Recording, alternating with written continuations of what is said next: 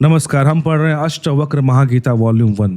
इस एपिसोड में हम देखेंगे कि ओशो ये बता रहे हैं कि किस तरह से हम सामाजिक तौर पर अपने अहंकार को बिल्ड करते हैं और वो अहंकार ही रीज़न है हमें जीने का। इसलिए रिटायरमेंट जैसे आती है प्रोफेशनली हम ज़्यादा दिन जी नहीं पाते या शायद जीने की इच्छा ख़त्म हो जाती है।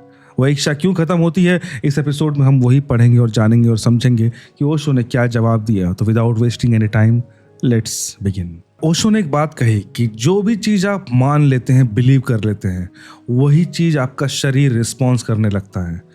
हिप्नोटाइज करने वाले इसी ट्रिक का इस्तेमाल करते हैं और वो आपको बिलीव करवा देते हैं कि आप ये हैं और आप वैसा ही व्यवहार करने लगते हैं। तो ओशो आगे पढ़ते हैं, हम आगे पढ़ते हैं।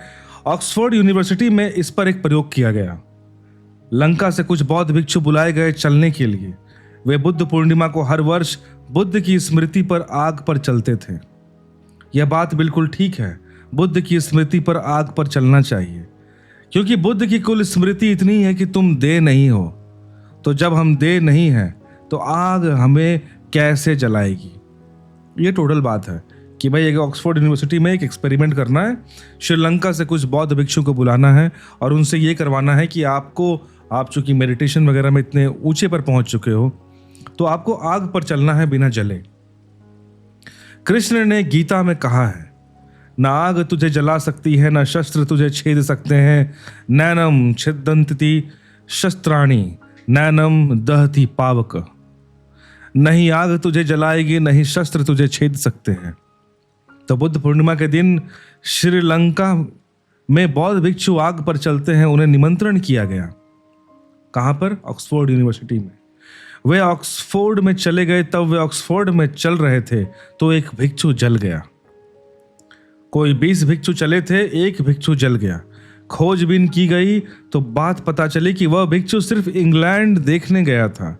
उसे कोई भरोसा नहीं था कि वह चल पाएगा।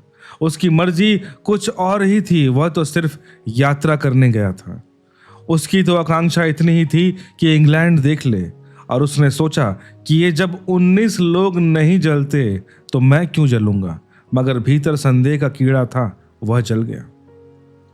तो ओशो ने यहाँ पे सिंपली एक बात बोली कि देखो यार, 20 में से 19 नहीं जले, एक जल गए। क्यों? क्योंकि जब पता किया तो उसने बोला कि मैं तो सिर्फ इंग्लैंड दर्शन करने आया था, घूमने फिरने आया था, मुझे ये भरोसा नहीं था।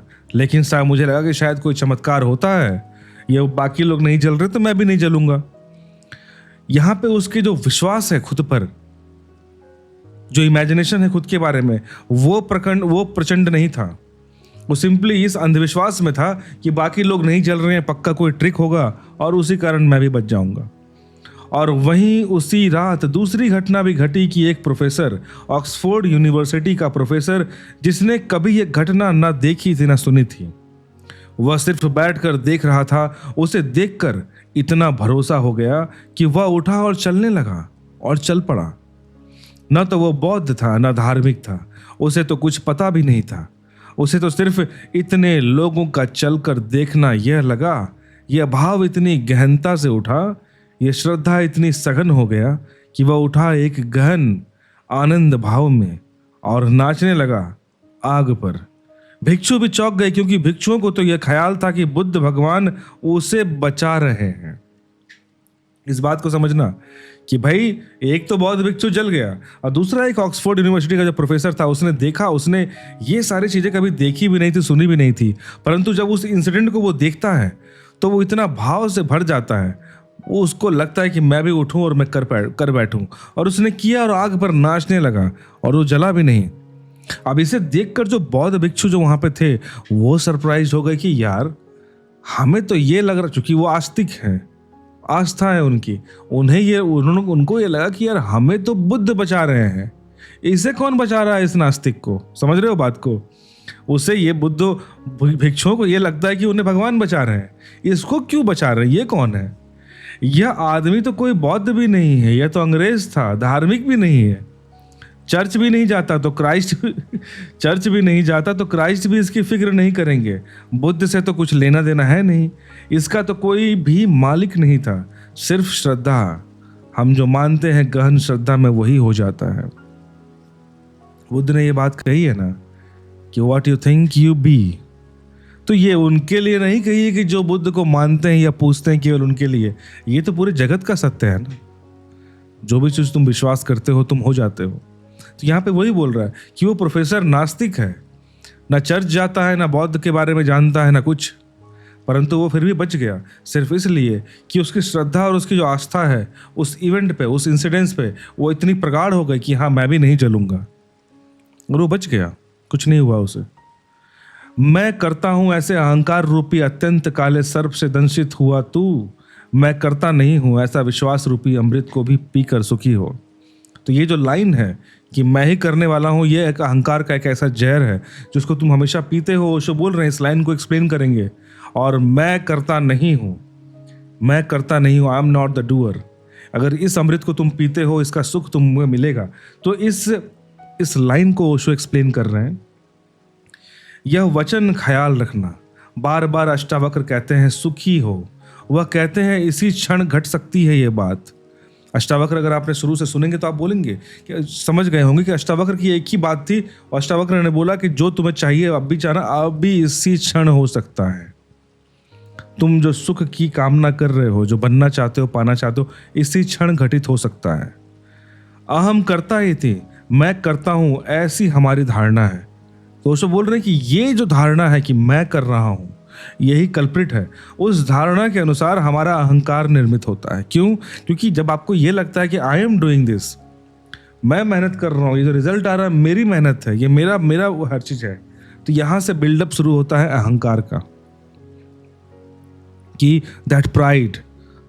और अभी हमने पढ़ा ना, आप अगर ताओ के फिलॉसफी में एक चीज देखे, ओशो ने वहां पे एक बात कही है कि जितना ज्यादा तुम अहंकार तुम्हारे अंदर राइज करेगा, उतना ही ज्यादा तुम उस जीवन के मिस्ट्री से दूर होते जाओगे।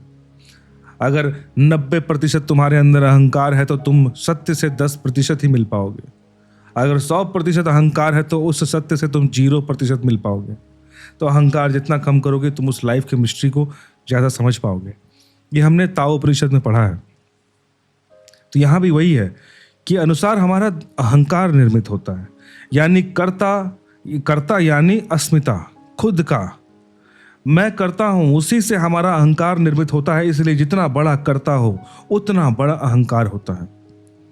जितना बड़ा कॉम्पिटिटिव एग्जाम तुम निकालो, तुम समाज में अपने आप को उतना ही चौड़ में घूमते हो, होता है ना।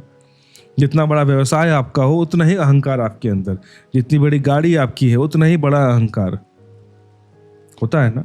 तुमने अगर कुछ खास नहीं किया तो तुम क्या अहंकार रखोगे।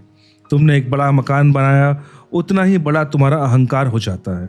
तुमने एक बड़ा साम्राज्य रचाया, उतना ही सीमा तुम्हारे अहंकार की हो जाती है। कि तुम्हें लगता है कि तुम ये कर रहे हो, तुम ये पा रहे हो, ये सारी चीजें जो हो रही हैं तुम्हारी जिंदगी में तुम कर रहे हो, वो अहंकार को क्रिएट करता है मल्टीफोल्ड। इसलिए तो दुनिया को जीतने के लिए पागल लोग निकलते हैं। दुनिया को जीतने थोड़े ही निकलते हैं। दुनिया किसने कब जीती है?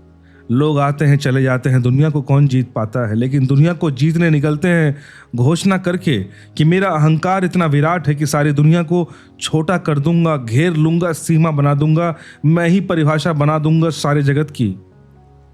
दोस्तों ये कह रहे हैं कि जो भी लोग ये निकलते हैं ये सोच के कि मैं पूरे संसार पे विजय पालूंगा, उन्हें ये बात पता है कि आज तक कोई संसार को गुलाम नहीं बना पाया है, ना बना सका है, ना बनाएगा, ना कभी बना सकेगा।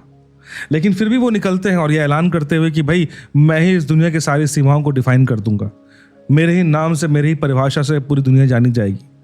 वो सिर्फ और सिर्फ इसलिए कि वो इंसान उस अहंकार को लेके चलता है कि भाई मैं निकला हूं अपने अहंकार को और भी ज़्यादा प्रबल बनाने, और भी ज़्यादा स्ट्रांग बनाने।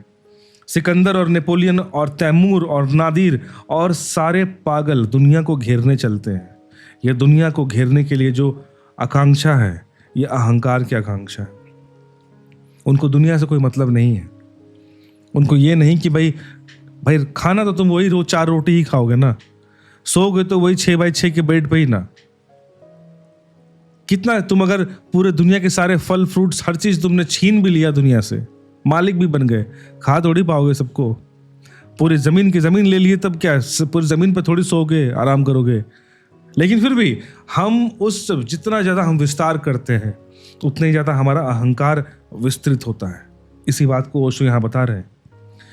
किसी को तुमने देखा मंत्री हो गया, मुख्यमंत्री हो गया, तब उसकी चाल देखी, फिर पद पर नहीं रहता तब उसको देखो। ऐसा खराब हालत हो जाती है पद से उतरकर, आदमी वही है, बल खो जाता है। वह जो अहंकार का विष था वह गति दे रहा था, नशा दे रहा था। वह चाल में जो मस्ती आ गई थी, सिर उठाकर चलता था, रीढ़ सीधी हो गई थी, वह सब खो जाता है। किसके बारे में? जो मंत्री संतरी होते हैं, मुख्यमंत्री होते हैं, उसके बारे में ओशो कहते हैं कि जब वो सत्ता पर होते हैं तो उनका अहंकार इतना प्रबल होता है कि उनकी चाल बदल जाती है, और वो चाल जो होती है वो अहंकार की होती है। और जैसे ही वो पद छिनता है उनका सारा बल खत्म हो जाता है। क्यों? क्योंकि वो अहंकार ही उस विष को उसके शरीर में डाल रहा है। वो अहंकार जब तक है उसमें वो शक्ति दे रहा है। जैसे ही वो अहंकार खत्म हुआ, कब खत्म हुआ? जैसे ही उसका जो पोजीशन था वो छिन गया, उसका अहंकार टूट गया, और जैसे ही वो अहंकार टूटा उसका शक्ति खत्म हो गई। कहा क्या हो गया? एक क्षण पहले तो बल मालूम हो रहा था उसी मंत्री में, और एक क्षण बाद ऐसा निर्बल हो गया जैसे ही वो पद तुमसे छीन लिया गया। राजनीतिज्ञ पदों से उतरकर ज्यादा दिन जिंदा नहीं रह सकते। राजनीतिज्ञ जब तक जीते हैं तब तक बलशाली रहते हैं, जैसे ही हारते हैं वैसे ही बल खो जाता है। ये तो आपने भी और मैंने भी, हमने हर किसी को देखा है पॉलिटिशियंस, कि उनके पास एक समय तक रहती है और जैसे ही वो शक्ति खत्म हुई सब खत्म हो जाता है, उनका कुछ नहीं बचता। लोग भी इज्जत नहीं देते हैं, सब सच बात तो ये है। क्यों? क्योंकि उन्होंने जो सम्मान पाया था उस अहंकार के बल पे पाया था ना। उन्होंने व्यक्तिगत तौर पर तो वो सम्मान पाया है नहीं। मैक्सिमम लोग का यही हाल है। वो तो सिर्फ उस पद पे, उस पोजीशन पे, उस पावर के दम पे वो लोगों से सैल्यूट मरवाना चाहते हैं, हाथ जुड़वाना चाहते हैं, सर सर सर कहलवाना चाहते हैं। यही होता है ना।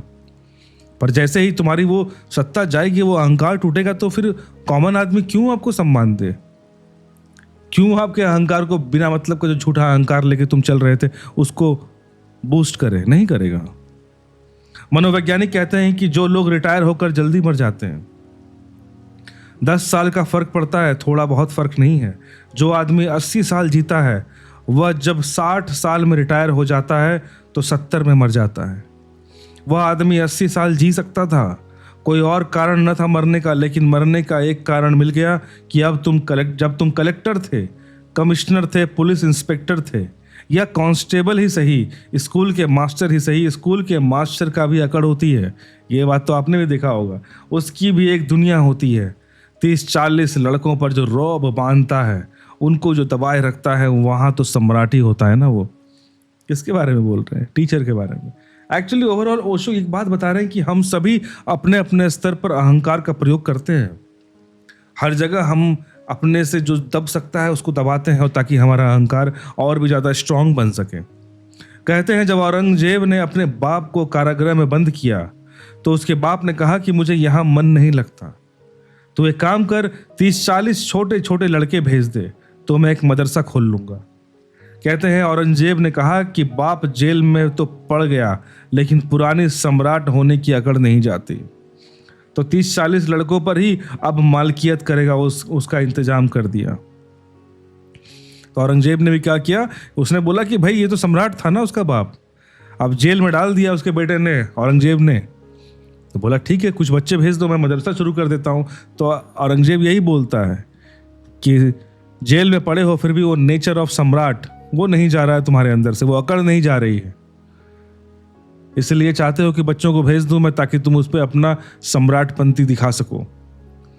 छोटा छोटा स्कूल का मास्टर भी 30-40 लड़कों की दुनिया में एक राजा होता है। बड़े से बड़े राजा को भी इतना बल कहाँ होता है।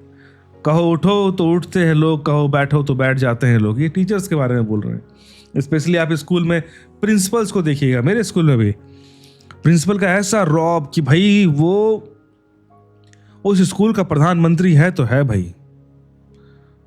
वो चल रहा है तो बच्चे वहां पे कॉरिडोर में दिखने नहीं चाहिए। ऐसा देखा होगा आपने, मेरे स्कूल में तो था। उनको पसंद नहीं है अगर तुम उस कॉरिडोर में खड़े हो गए, वो प्रिंसिपल उस कॉरिडोर से गुजर रहा हो और तुम्हारी ये हिम्मत कि तुम वहां खड़े रह गए, 1-2 छड़ी तो मिल जाती थी आराम से। तो वही है कि वो उस अहंकार को इतना बूस्ट करता है कि भाई मैं as a principal of this school अगर मैं चल रहा हूं तो भाई सामने से हट जाओ। आवाज कैसे आ गई मेरे कानों पे, मैंने देखा है ऐसा। तो वही बोल रहे हैं ओशो कि कहो तो उठते हैं लोग, कहो तो बैठ जाते हैं लोग। स्टूडेंट्स की बात कर रहे हैं, सब उनके हाथ में है। स्कूल का मास्टर ही सही, कलेक्टर हो, डिप्टी कलेक्टर हो, मिनिस्टर हो, कोई भी हो, जैसे ही रिटायर होता है वैसे ही बल्क हो जाता है। अब कोई रास्ते पर नमस्कार नहीं करता, अब कहीं कोई उसकी सार्थकता मालूम नहीं होती। वह फिजूल मालूम पड़ता है, जैसे कूड़े का ढेर फेंक दिया गया हो या कबाड़ खाने में डाल दिया गया हो। अब उसकी कहीं कोई ज़रूरत नहीं, जहाँ भी जाता है लोग उसको सहते हैं, मगर उनके भाव से पता चलता है कि वो कह रहे हैं अब जाओ भी, क्षमा करो, अब यहाँ किस लिए चले आते हो, अब दूसरे काम करने दो, दूसरों को काम करने दो। वही लोग जो उसकी खुशामदी करते थे रास्ते से कन्नी काट लेते हैं, वही लोग जो उसके पैर दबाते थे अब दिखाई नहीं पड़ते। अचानक उसके अहंकार का गुब्बारा सिकुड़ जाता है, जैसे गुब्बारा फूट गया, हवा निकलने लगी, पंचर हो गया, सिकुड़ने लगा। जीने में कोई अर्थ नहीं मालूम पड़ता। मरने की आकांक्षा पैदा होने लगती है। यह सोचने लगता है कि अब मर ही जाऊं, क्योंकि अब क्या सार है। तो ओशो इस पैराग्राफ में क्या बोलना चाह रहे हैं, एक मैं लाइन बोलता हूं जो कंक्लूडिंग लाइन होगा, कि ओशो बोल रहे हैं कि हमारी पूरी जिंदगी हमारे अहंकार के इर्द गिर्द घूमती है। जब तक वो अहंकार था हमारे जीने में रस आ रहा था, और जैसे ही वो अहंकार खत्म हुआ, वो अहंकार रूपी गुब्बारा फूटा और उससे हवा निकल गई, उस दिन हमारे जीवन का सारा सार खत्म होने लगता है। क्योंकि शुरुआत से ही हमने अपने जीवन को अहंकार के बेस पे ही बिल्ड किया था।